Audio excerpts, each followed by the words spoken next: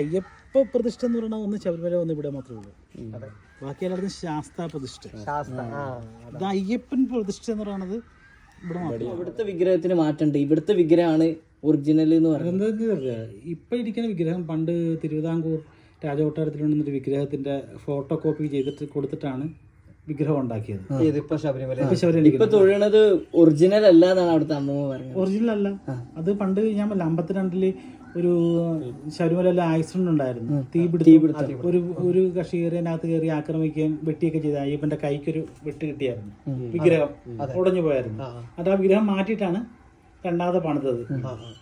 അതാണ് ഞാൻ പറഞ്ഞ ഞാനിപ്പോ കാണിച്ചു തരാന്ന് പറഞ്ഞു. വിഗ്രഹം കാണിച്ചു തരാം. ഇതാണ് ആ ഇരുത്തല്ലേ.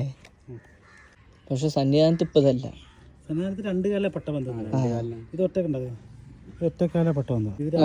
ഒറ്റക്കാലം ഇങ്ങനെ കാലല്ലല്ലോ, ഈ തള്ളവിരലില്ലേ, കളരിയുടെ ഒരു മുറയാണിത്.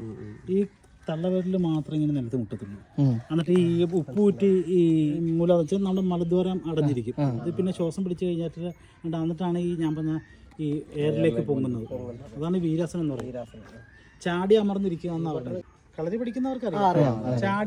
ചാടി അമർന്നിരിക്കുന്ന